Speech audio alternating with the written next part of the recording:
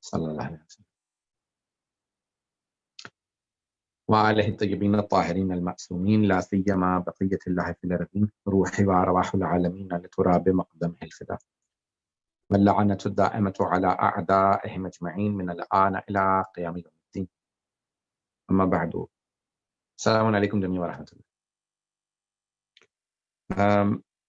We are starting theological instructions of Adil Misbah Yazdi, which is basically on Usul al-Din. Now, there are many different approaches to studying the principles of faith, or Usul al-Din. Usul al-Din, which are known to be principles. Usul is from Asl, and Asl means root, foundation, or principle, many different translations.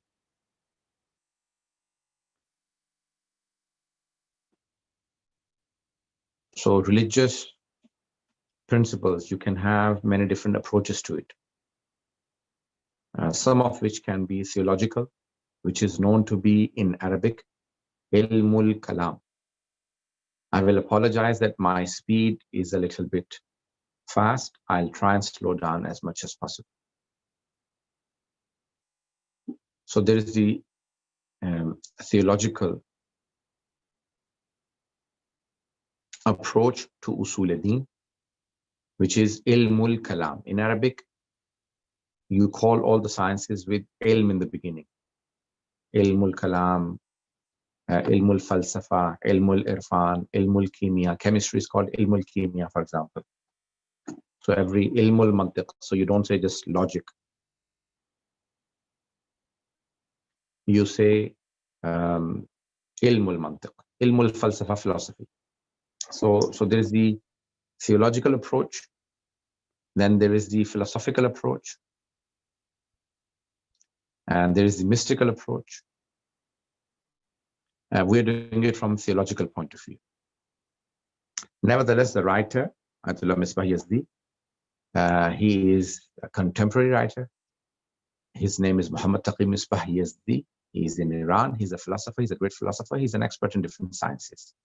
He has his own university. He founded some 30 years back, 40 years back, and he's a prominent figure in Iran. He has many, many, many books. This book is taught in the Hausa, usually in the first or the second year, usually in the second year.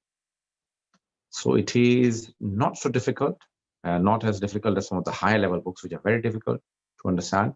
And you will need some logic or some philosophy to understand those. Even in this book, parts of it are philosophical.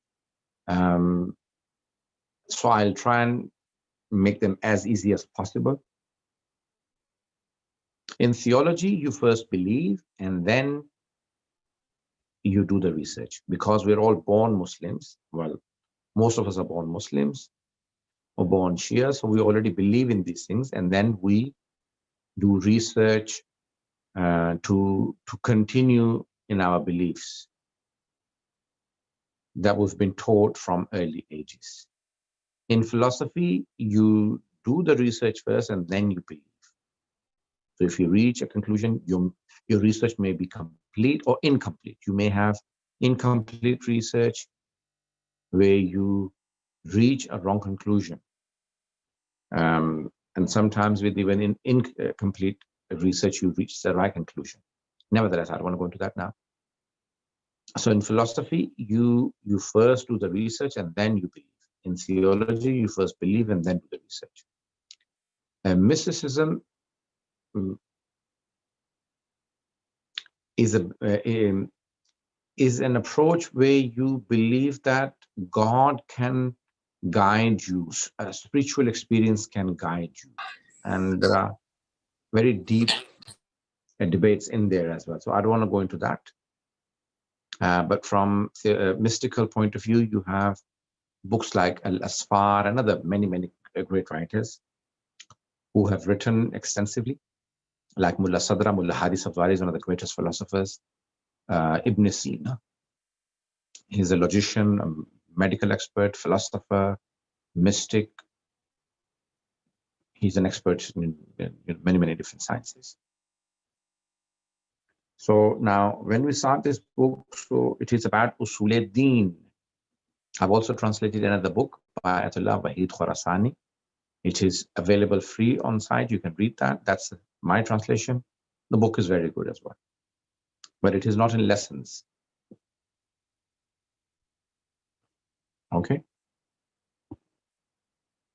Many books are written for Hausa students. Something higher is like Babi Hadi Ashar by Allama Hilli. Babi Hadi Ashar is a book written for Hausa students, but it's very difficult, complicated. And then the last book, Tajridul I'tiqad, Sharh Tajridul I'tiqad, for example.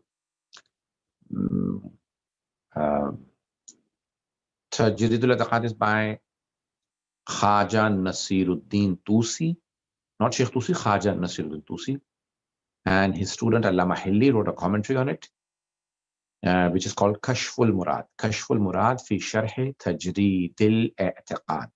That is the last book usually in the Hausa, very complicated and very deep, philosophical, theological, but it is very deep anyway. Now, 2 words so far we have come across. The first one, Deen. The second one is Usul. So Usul-e-Din. Usul-e-Din, this is live on YouTube, so it will be recorded on YouTube. Inshallah, you can listen to it later from YouTube. It will be stored there, inshallah. Hope so. Usul, we said, is the plural of Asl. Alif, Sad, Lam. Asl. Asl is the root or principle or foundation. So the principles, Deen is religion. Now, Deen in Arabic itself means, there are 2 meanings to everything. Just remember this, 2 types of meanings. Some words have literal meanings. Literal meaning, something that you will find in the dictionary. Lughavi and Istilahi. In Arabic, you call them Lughat, Lughavi meaning, and Istilahi. I usually don't get enough time to make slides, so I could write all of these things and you could follow them on the screen. So I'm sorry about that. In the classroom, I usually write them on the whiteboard. So I'll say those 2. So Lughavi meaning is the meaning you will find in the dictionary. You pick up the dictionary, an English word or an Arabic. So in Arabic dictionary, when you pick up the dictionary and you look at the word Deen, you will find 2 main meanings. That religion, basically, Deen means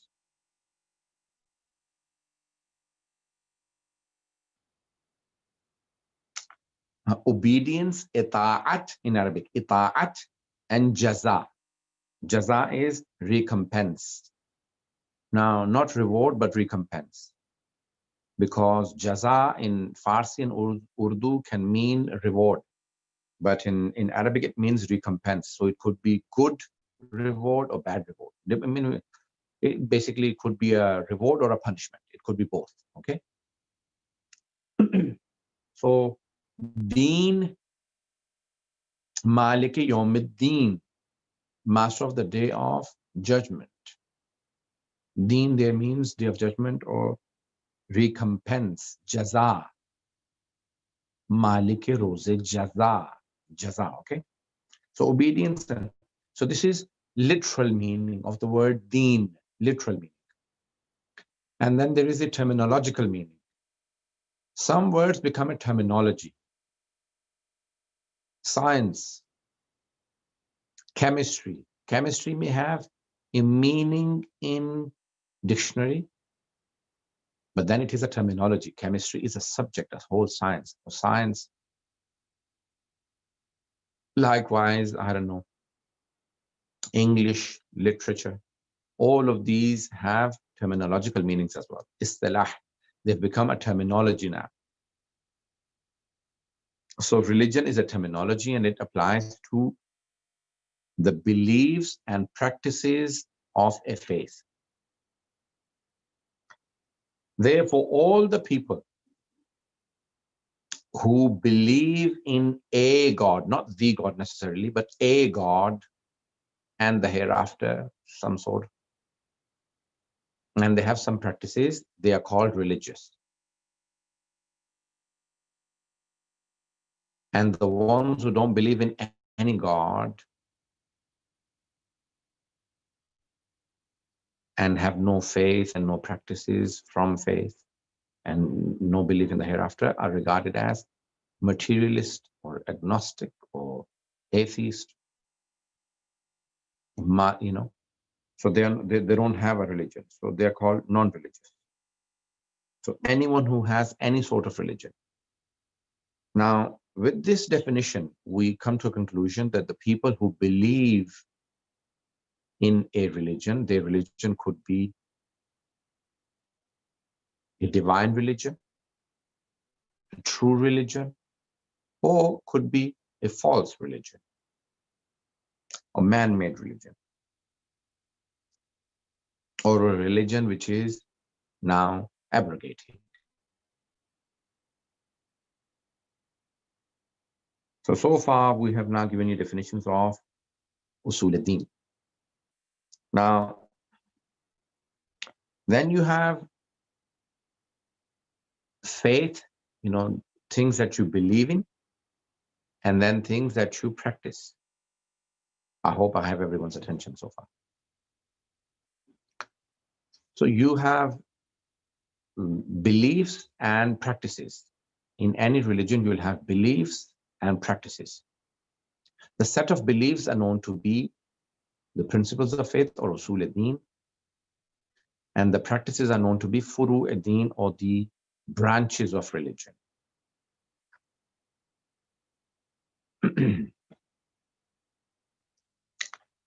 Now, Sheikh Misbah Yazdi also goes into another paragraph of worldview and ideology. Usually usul ad-din, not necessarily, but usul ad-din are known to be worldview, and the practices are known to be ideology. Sometimes the word ideology applies to both usul ad-din and furu, and sometimes only just furu ad-din. Worldview is basically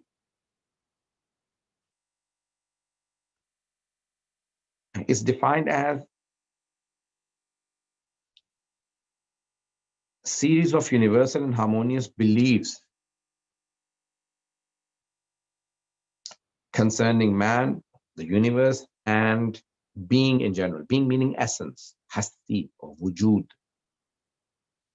So when you have a set of beliefs about man, the universe, and the essence in general, these are known to be worldview. So whatever your worldview or jahan bini in Farsi, worldview. Even in Urdu we say jahan bini. Anyway. So now the set of beliefs about man, the universe, and essence in general, these are known to be worldview. And ideology is the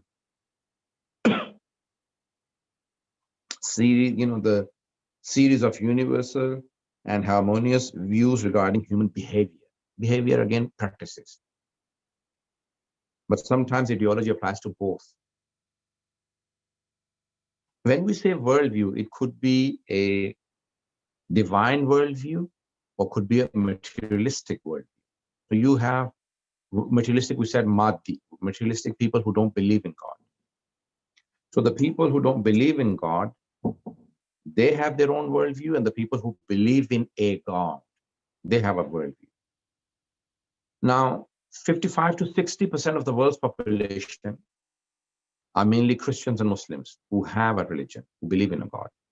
And also, if you add Jews, Jews are about 20 million.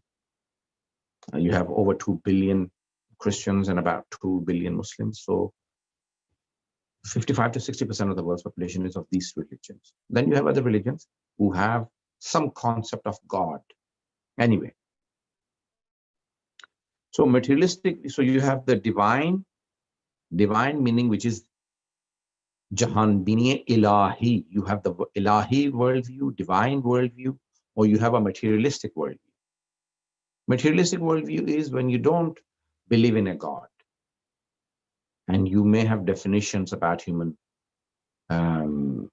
beings or the world, the universe, the essence, or the being in general.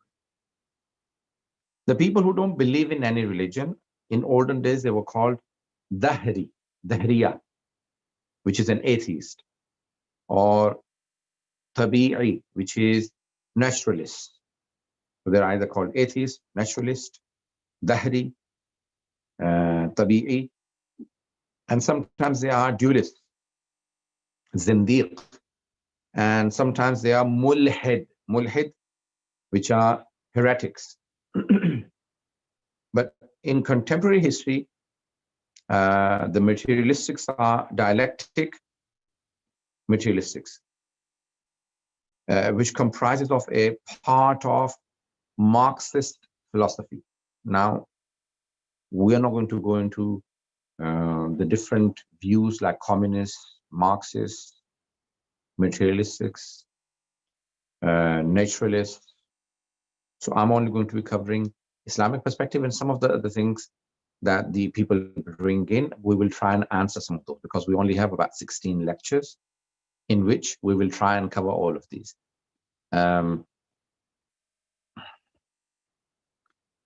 I hope you're all following me so far.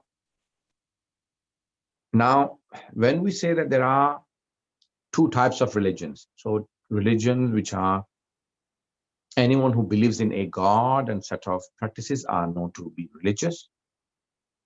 And then you could have true religion, or a religion which is revealed by God and their principles, and a false. What is the history of religion? So we believe that the history of religion begins with the history of mankind on earth. Hazrat Adam alayhi salam was the first man on earth, and he also started the first, he began the religion. So he introduced Islam. There are many other views which I don't want to go into. So there may be people who believe that people, like communists, they believe that people in the beginning believed in many, many gods, and then they started believing in only 3 gods. They shorted it down to 400, and then 3 gods, and then 2 gods, and only then 1 God. And now we have advanced in science, so therefore we believe in no God. This is what their theory is. While this is their theory, so which is not a proof, which is not a fact. We believe that if you look at the human history, the first man on earth was a hadi, a guide, a prophet, and he came with the belief in one God. We will be covering the concept of one God, but much later, inshallah, probably next lesson, I'll try and bring it in as quickly as possible. So this is a history of religion on earth. The monotheistic religions, also known as the revealed religions, or Ilahi, believe in one God. The ones who believe in one God. Can you all hear me? Yes, we can hear you. Okay. So they have 3 fundamental principles. The ones who believe in divine religion, or religion which is revealed from Allah subhanahu wa ta'ala, They have three basic principles. Everyone should memorize these. The first one is Tawheed.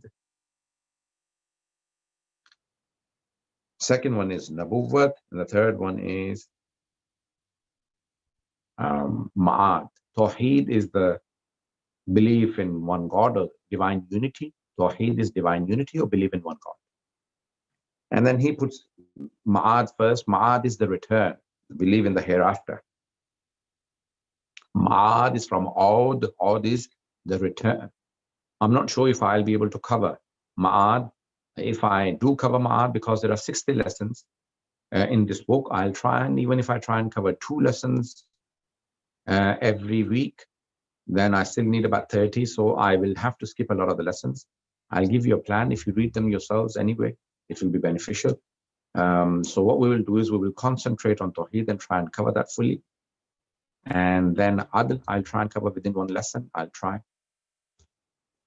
And then I'll try and cover Nabuwwat and Imamat in in less detail, and probably Ma'ad in less detail as well. So, okay, I will concentrate more on Tawheed. So, and then you believe in the prophets. So these are the 3 basic things that Jews, Christians, and Muslims all believe in. Tawheed, Nabuwwat, and Ma'ad, or Qiyamat. Now, the fundamental questions come to mind. Who is the creator? Who created us? Who is the creator? Khaliq.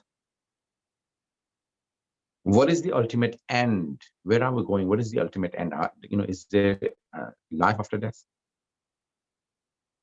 And from whom do we seek guidance in this life? So we want a righteous life. So who do we seek the guidance from? Creator, Allah subhanahu wa ta'ala, which I haven't, this is what we believe already, but we will be covering it much later. Ultimate end is Qayamat, and guidance is from Anbiya alayhim salam. Now, this we share with Jews, Christians, and other Muslims. But we also have 2, the Shia school of thought also adds 2 other principles in our faith, 2 principles of faith. One is Adl or Adalat, which is divine justice, meaning Allah is Adil. We will cover it when the time comes. And Imamat, so we'll say Tawheed, Adl, Nabuwwat, Imamat, Qiyamat.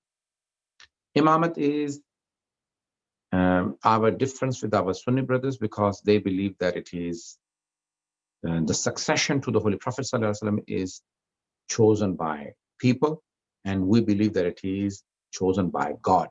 Allah chooses the successors of the Holy Prophet ﷺ, just like He chose the successors of all the previous prophets. And our Sunni brothers believe that no, Allah does not choose the successors. That's why we also mention in our Usul al-Din Imamat. Now, although justice, divine justice or Adl is a part of Tawheed, it is because when we say Allah's attributes, amongst the attributes of Allah is that He is Adil. He is Rahman, Rahim, Alim, Qadir, and He is also Adil. So Adl, like we discussed, Qudrat of Allah subhanahu wa ta'ala, the omnipotence of Allah, ilm, knowledge of Allah, omniscience, Hayat, for example, He's ever living. We cover all of those. Likewise, Adl is a part of Tawheed.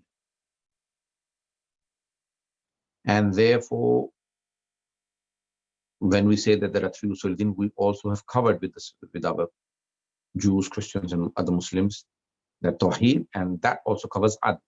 And when we say Nabuwwat, because we believe that Anbiya, prophets and messengers are chosen by God, we also believe Imams are chosen by God. Imamat is a continuation of Nabuwwat and Risalat, because they're chosen by God, they're infallible. So it is a part of that, but because there are already Muslims, or majority of the Muslims, because they deny it, that's why we mention it in our Usul-e-Din, because it is a part of our faith. And then Qayamat we share with everyone. Maulana, So this is the... Sorry to interrupt you. There is a question. Would you like them at the end of the lesson, or could you take one question now? I think we'll just keep it to the end, because otherwise then we'll have interruptions. Okay. And it's being recorded. So what I'll do is I'll speak for 45 minutes. I'll try and speak for 45 minutes, if not longer. I'll try and keep it shorter, but I will take all of my 45 minutes, because I've been speaking for 25 minutes and I've only covered first lecture. I want you to, lesson 1, I want you to cover 2 lessons at least per lecture. So then if we can just keep the questions at the end, otherwise I will run over time, and I want to complete everything within an hour. That's fine, Jazakallah. Is that okay? Is that okay? Yeah, that's fine. Thank you. Okay, I'll try and shorten the second lesson as much as I can. Now, when we understand that there is religion which is divine religion, and then there are religions which are not revealed, or they were revealed by God, but the people changed those teachings. For example, the Jews denied the coming of Jesus as their prophet, or the Christians started believing in Trinity, which is in contradiction to the one belief, or our Sunni brothers who denied imamate as being successors of the Holy Prophet, are also chosen by God. So then we need to study religion and the need for studying religion. I'm still not going into Usul-e-Din. This is just an introductory first lesson, which is about faith, about all of those things. And I will try and cover today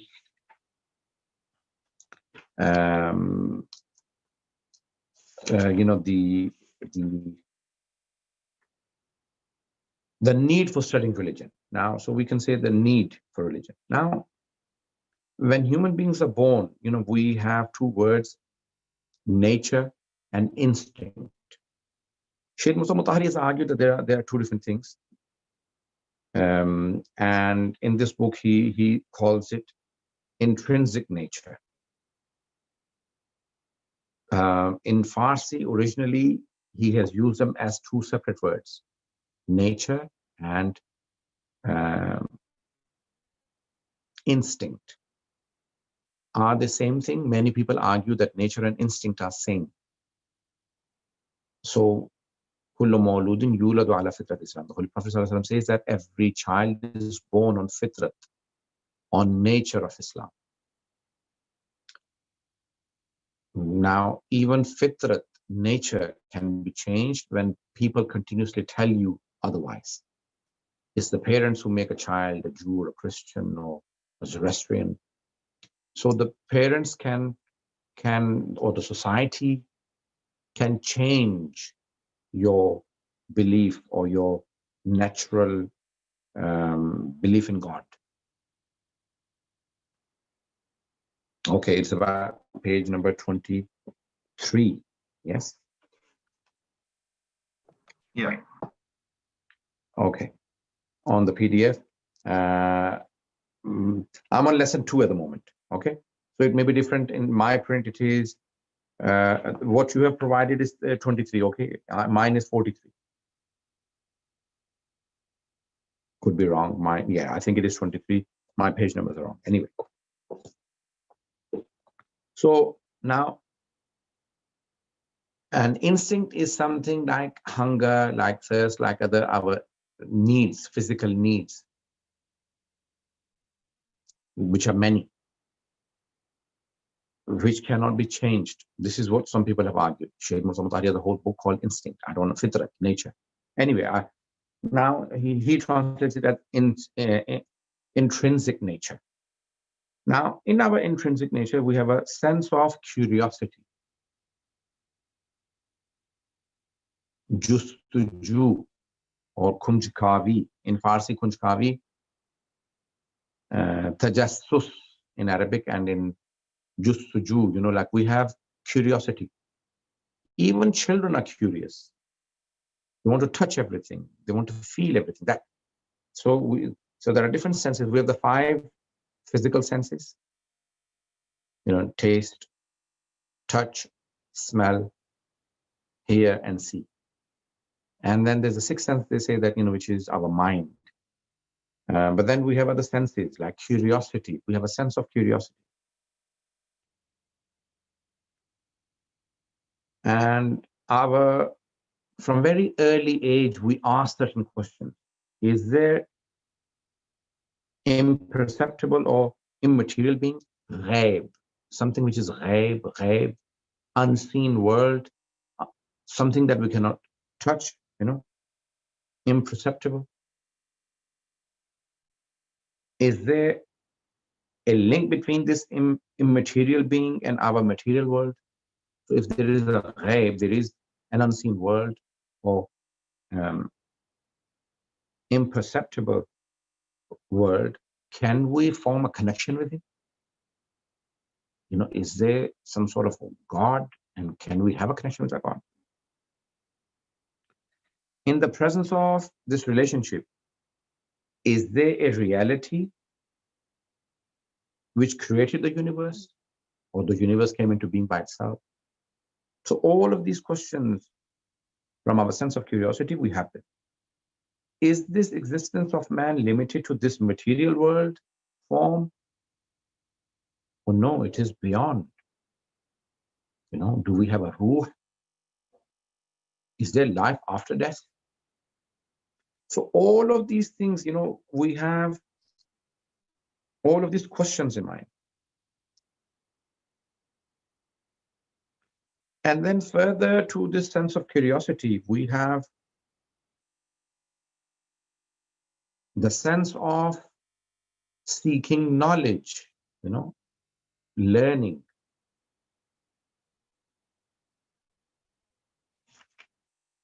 And the man is created in such a way that, it has questions and it wants answers to. And sometimes, people who are around you do not answer those questions, so they take you into a different phase or a different mode.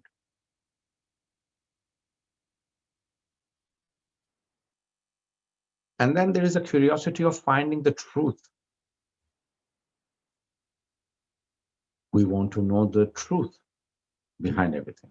So we are born truthful, and we want to find out more, truth about everything. Now, so the Holy Quran also talks about some of these things. I want to very quickly now, because the time is coming to an end. So with all of these things in our mind, we want to take up the right path to answer all of those questions. And the most important element in our lives is to get the true answers to all of those questions. Is there an unseen world? Is there a being which is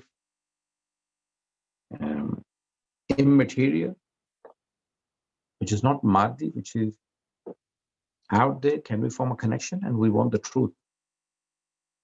So with this, human beings go further, and that's how they want to go towards religion, because religion has the answer for if we were created. Yes. So we were created. We are not just accidental beings. There is a creator. We can form a connection with that creator through wahi, through revelation, through prophets and imams. And the truth and, about punishments and rewards, the hereafter, the whole concept of the life after death. And the Holy Quran says very clearly, بَلْ يُرِيدُ الْإِنسَانُ لَيَفْتِرَ أَمَامَهُ. The human beings Rather, man desires to go on living viciously.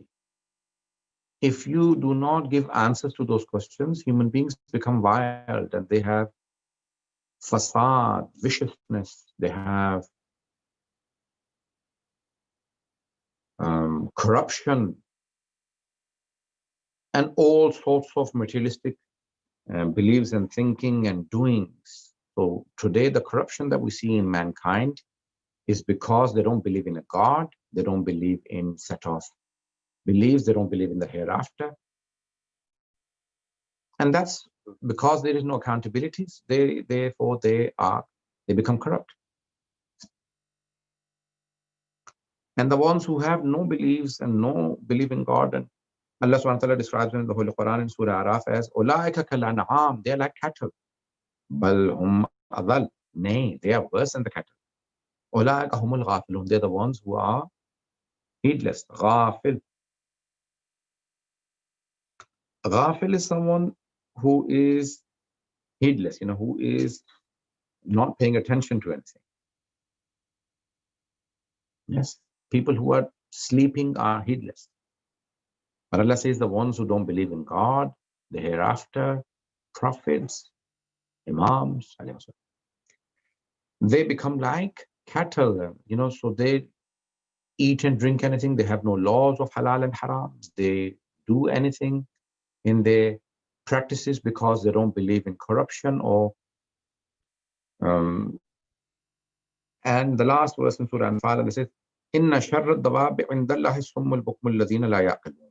The worst, indeed the worst of the beasts in Allah's sight are the deaf and the dumb who do not apply reason. So with this aql, we can get to religion and we can get to Allah subhanahu wa ta'ala, we can get to the prophets, alayhi salam, and the belief in the hereafter. And last thing, so he poses a question. He says that, well, a lot of the people say, well, hang on, and then I'll allow you to ask questions. He says, a lot of the people say, rather than doing so much research into religion and finding out the right religion, why should I not learn something else, something more important, which can make me earn and learn? And so therefore, I don't need to do research into religion. I don't need to learn about religion because it's not so important. Number one, he says, the answers to this. Number one, he says, studying religion is no less important than any other subject. It is equally as important, if not more important, than learning other things. In fact, it is more important than learning other things.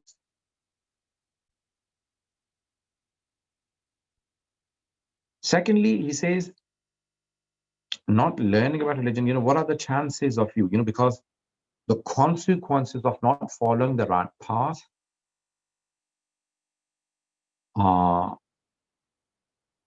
eternal, because you don't believe in God, you don't believe in the hereafter, you don't believe in prophets, you die, you're same as the materialistic person, because there is no hereafter, there is no God, there is no accountability, there is no reward, no punishment, everything finished. But what if there is? So then there is eternity, because life is only temporary. We come into this world for a short period and then we die, and we die for forever, eternity. So we are dead forever, so therefore there may be punishment or life after death, or reward, or accountability, and a God. So therefore the consequences are so huge that we must do research into religion and learn if there is a God, and if he wants us to follow the right path, if there are prophets, if there are revealed books, and if there is hereafter accountability, reward, punishment. So that's why we study religion. I've tried to summarize and explain as well as I could. No matter how weak the person's intellect, you have to try and learn about religion. Okay? وآخر دعوانا أن الحمد لله رب العالمين. You can now ask questions. Jazakallah. Right. Okay. There's one question which has been sent to me on chat, so I'll ask that first. So you had mentioned that religion started with the first man, i.e. Prophet Adam alayhi salam. In relation to that, what about the belief that Allah made the Nur of Al-Bayt alayhi salam, and that when Adam alayhi salam was created, he was taught the names of Al-Bayt alayhi salam, etc. So what does that, how does that work? Okay, so we are not saying that he is the first creation of Allah. We believe that the first creation of Allah is the Holy Prophet, Imam Ali, Hazrat Fatima, the 14 infallibles. But we're saying that the first man on earth was Hazrat Adam alayhi salam, and when he came, that was the beginning of religion for mankind. So we're not talking about angels or pre-human or before the earth. Before the earth, we're not discussing any of those. What we are discussing is that we're saying that on earth, there is a whole debate on when did religion start on earth. And we believe that the religion on earth started with the creation of, or the sending of mankind on earth. And Hazrat Adam alayhi salam was the first man on earth, and therefore on earth, it is not that religion came much later. Religion started with Hazrat Adam. That's what we're trying to say. So it is not like many of the materialistic people say that religion never existed in the beginning of human on earth, in early human life, and it was much later. No, that's not true. That's what we are trying to argue and answer. Okay. Another couple of questions. Is religion a necessity only for those who are on earth, or is it also applicable for all beings, whether they are on earth or in heaven? Okay. If you're asking religious practices, then no. Obligations lie taklif, we have haram, halal, things which are forbidden for us. In the paradise, there are no halal, haram, there is no taklif there. So if you're talking about practices, so practices may be different. Some angels may be created and their ibadat, their definition, Allah subhanahu wa ta'ala has defined a role for them, and they must only do what they have been defined. But if you're talking about faith, then all beings have to believe in one God. They all have to believe in the prophets and the imams alayhimus salam, and they all have to believe in the hereafter. So all angels believe those. If you're talking about practices, then all have to have it. If you're talking about practices, so if you have faith, like beliefs and practices. So belief, they all have to have the what we have defined. Practices may be different. There's one person with a hand up. I'll let them speak. I'll unmute. SYR. Assalamu alaikum. There's a request from me. I've always been wanting to reach out to you and say that yes, your knowledge is very good, your time is very precious, but please, there's a request on this day and for this particular thing that you're conducting, that do not say that I'll say this another day. I really follow you, and I make notes even on your majalis. And that there is that Sabil that the battle of that which you spoke about. I'd never heard about it, and so I wanted to reach out to you and say it is very, very important that there's someone who's listening to you. And I also sent a question through Waqar to you that Maulana Sahab had sprayed this in this majlis, and there were 3 points he said, and he missed out on that. So there's a follower who's following you very quietly, but please, with hands folded, don't say that I'll put it for another day. Believe you me, it's very difficult. You never come back on this. And you don't say that time is very little, and if all these things. I hate when you all say this.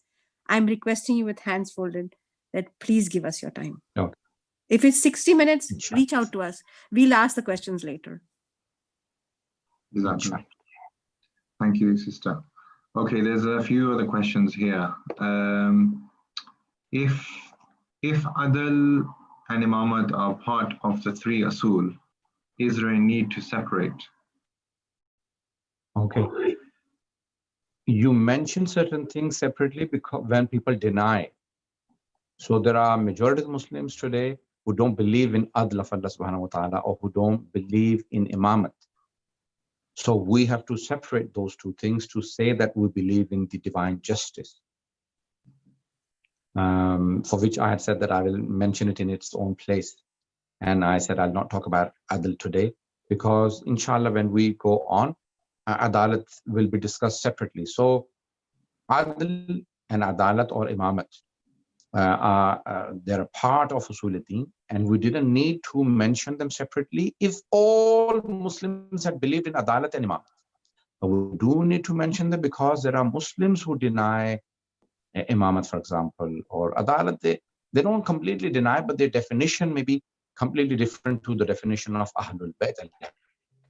And that's why it needs to be mentioned in our Usuluddin, because the Ahlul Bayt have given a different definition to Adalat than many of the other Muslims. Okay. Jazakallah. This question here from Raza Shah. Fitra is imprinted with the belief of a creator and the concept being realized forever. Is there, or is this where the curiosity stems from? Not 100% sure if I understood the question, but if you have, Okay. go ahead. So the curiosity, even if you see what happens is that we may have, for example, love of children is in our fitrat, but the Bedouin Arabs used to bury their daughters alive. So had their fitra changed, had their nature changed, you see, the society can suppress you, but it wasn't all people doing it. Otherwise, there will be no women. So that means a lot of the people were questioning the burial of daughters alive. A lot of the people did not do it. A lot of the people had faith in God and they did not do it. And a lot of the people could not do it because they had love for their daughters. So the love for children is in our nature. But because everyone else is doing it and everyone says, okay, no, the daughters are less worthy, or the daughters are less precious, or the daughters should be buried, then sometimes we change our fitrat. But when you teach it back, the question arises from inside. So when the Holy Prophet ﷺ came and he said, no, daughters are precious and you cannot bury them alive, the people started saying, yes, he's right. We shouldn't do it. And Hazrat, so people, so it wakes up the nature inside you. So if people are taught to not believe in God, and if someone calls them to believe in a God, then if you come strong with proof and reason that that attracts them, then they will answer to that nature again and say, yes, my nature from inside. That's why we call a lot of the converts not converts but reverts, because they were born in Islam and they had their parents or environment or people who were bringing them up had changed their beliefs, and then they come back to Islam. So it is extremely important that we realize that we are born on the nature of Tawheed, and we can be brought back to it unless our hearts have darkened so much that we cannot come back to Tawheed or to things. Okay. I'm trying to give the question, the answer to what we can. Thank you. There's a question, there's a hand raised by Sayyid Muhammad Rizvi. I'll just unmute him. Assalamu alaikum. Salam. Can you hear me? Yes, it's a bit faint, but we can hear you. Okay. Maulana Sahib, I have a couple of questions. One of them is, you said the theological approach is that you believe first and then you do the research. But could you elaborate? Because it doesn't make sense to me. How can I believe in something if I don't do a research about it? Like, how can I believe in a God if I don't look for a God, or if I don't, open up a book and read and study about God? Very good question. Okay. Please listen carefully to the answer. So in theology, because I'm born a Muslim, I already believe in a God. I already believe in the prophets. I already believe in imams. I already believe in the hereafter. Okay. But I want to increase my knowledge, like all of you are now studying. So you all already believe in God, prophets, imams, adalat, ma'ad, books, Quran, Torah. You already believe, but you still want to research. Is it right belief? Is it not right? Or I want to strengthen my belief. This is called theological approach. So you already believe, but you do research. You find reasoning. You find proofs on your own faith. A philosophical approach is when a person doesn't believe, and then they say, well, okay, I'll do research to see if there is a God. If it is proven to me there is a God, then I'll believe. If there isn't, then I won't. The people who are born Muslims or Christians or Jews or of Hindus or Sikhs or Buddhists or whatever, Zoroastrian, so they already believe in a God, they believe in a system, then they do research, and then they may reach a conclusion that I'm wrong, I should become a Muslim, or I should become a Shia, or I shouldn't. And that is called theological approach. You already believe and then you do research. It doesn't mean that you shouldn't do research. No, you still, because you're born with a faith, you still do research. That's called theological approach. Philosophical approach is when you don't believe. For example, I may do research into something which is not about Islam, but I don't believe in. So I don't believe in it, so that's a philosophical approach, because I don't already believe in it. But the theological approach would be that you already have faith, you want to strengthen your faith, or you want to find more reasons for your faith, or you want to find the truth. If my religion is the truth, or if my religion or in my faith I have something wrong, I need to improve or I need to change. That's called theological approach. Did I make myself clear? Yes, yes. Thank you very much. Thank you very much. That was really, really nice. So, yes, can I Yeah. ask my next question? Is it possible? There are some others, so if it's okay, if I can just move on to. Okay. I don't mind. Okay, and just give me 2 minutes here. There's two questions which are kind of related anyway. So one was I'll read them out both, and then you can answer them how you please, Maulana. So one is it possible if someone was to research deeply into God that they may actually divert from the right path? That's one question. And then another question was, what is the best way to guide someone who is curious about Islam? Because asking them to study the Quran may not be as straightforward. So those are the two questions that are in writing. Very good. Both questions are very good. I'll answer the second question first. If a person says, I want to study Islam, give them the Quran, but give them a genuine translation of the Holy Quran. Dr. Thomas McKelvin says that if anyone who reads a genuine translation of the Holy Quran will surely convert if they are clean of heart and they're open-minded. If they are prejudiced, then they will not. But if they read a genuine translation of the Holy Quran, he became Shia Muslim, Dr. Thomas McKelvin.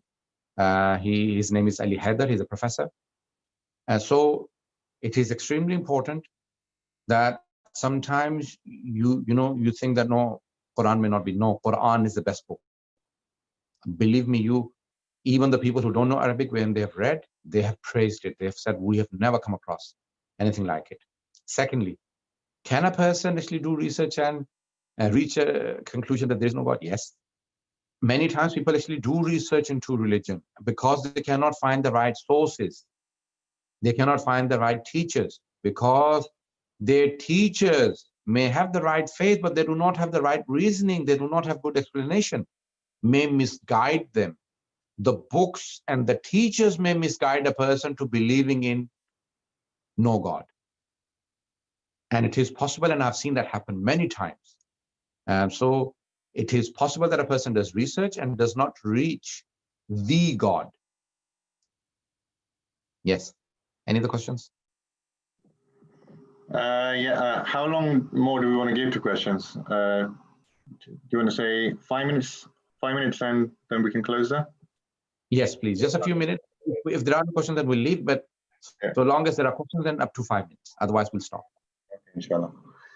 So there's one from Sister Fatima Damani, and that is, if God was going to continue choosing his deputy on earth, why call some prophets and some imams? What is the difference between Nabi and Imam if both are divinely selected deputies of God on earth? And then finishing off the question, is it just that the final Nabi brought the final message? Jazakallah. That's it. Okay, very good question. Again, I'm really impressed by from the beginning to the end. All of you have been asking genuine questions and good questions. Never ever feel embarrassed of asking questions. Sister, I don't know your age, so you may be like my children, but remember, human beings, we evolve, which is called evolution, but we haven't evolved from apes into human beings. So we evolve. Even now, we're going through, when we move, we evolve, we adapt to new societies physically, and then ideologically, mentally, we evolve. And human beings, when there was, Hazrat Adam came, not so many obligations, not so many necessities, not so many corrupt inclinations. So Allah subhanahu wa ta'ala only sent a few obligations, few things, not so many proofs. Inshallah, when we come to the proofs of, proofs on God, one God, inshallah, I'll explain it in more detail. Then came Hazrat Nuh alayhi salam, there was, corruption. And so he said, okay, don't do this, don't do that. Things improved. And Hazrat Ibrahim alayhi salam came. So Allah subhanahu wa ta'ala said, okay, now more obligations and more things are needed, and society and laws started coming. So this is forbidden, this, you can't do this. So set of laws were given because then the society had been formed, cities had been formed. Human beings are social animals, so we're living together. So, mahram na mahram came in. So many things came in because of certain corruptions that had erupted in the human society. Then Hazrat Musa alayhi salam came, he said, okay, don't do evil things, don't do haram things. Hazrat Isa alayhi salam came, don't even think about haram things. And the Holy Prophet came, then human beings had reached the perfection. They had reached a level where they will develop further onto the same level. They will develop further, technology will come in, things will come in, but they don't need any new Sharia. So therefore Allah subhanahu wa ta'ala said, okay, now the seal of the prophets, Quran is the final book. Haram of Muhammadin haramun ila yawm al-qiyamah. Haram of Muhammad sallallahu alaihi wasallam is haram till the day of judgment. His halal is halal till the day of judgment.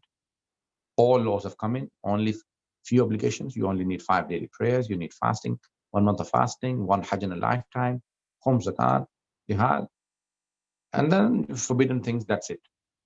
And then came the Imam. Now, so religion perfected, he said now religion is complete. The last messenger came. No more revelation, no more new book, no more testament. And then why call some? So there are different titles. When we come to Nabuwwat, we will discuss these in more detail, but because you've asked a question very quickly, I'll answer. So some are just Nabi. Nabi is someone who gets a revelation. He may not have to go and deliver. Then there is Rasul, someone who is an apostle who receives the revelation.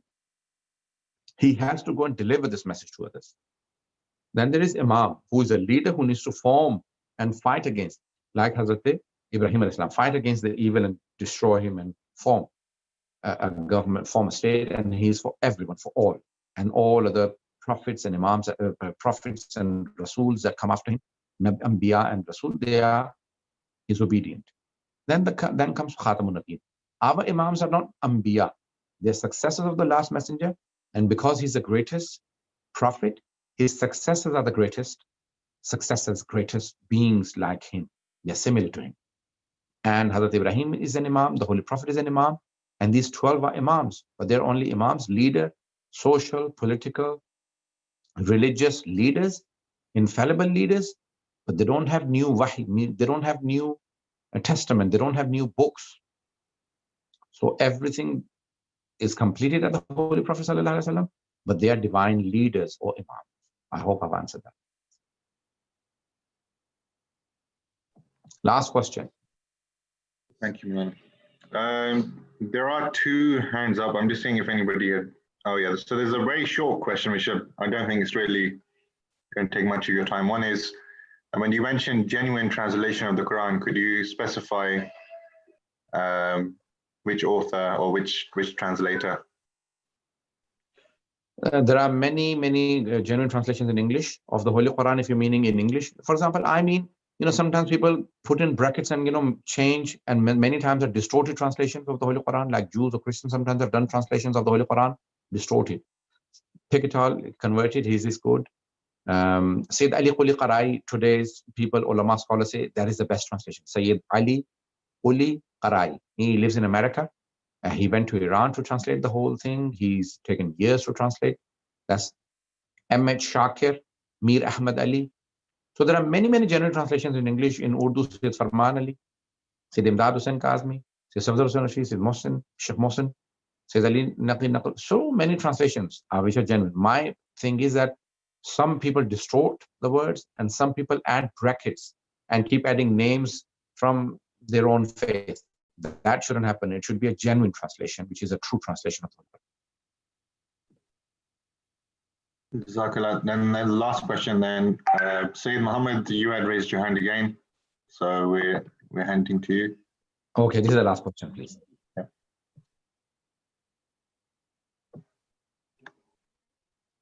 Sayyid Muhammad Rizvi.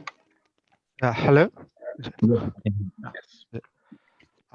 I just wanted to ask, in the principle of faith, where for Shia we have Tawheed and Adl. Now, my question is, why do we only talk about Adl in such a deeply manner and not about any other attributes of Allah subhanahu wa ta'ala? Okay.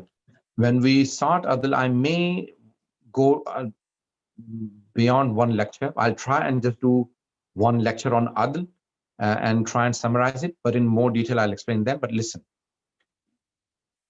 the attributes of Allah subhanahu wa ta'ala, He's Rahman, Rahim, Jabbar, Sattar, Ghaffar, all of those Muslims accept the definition that we accept.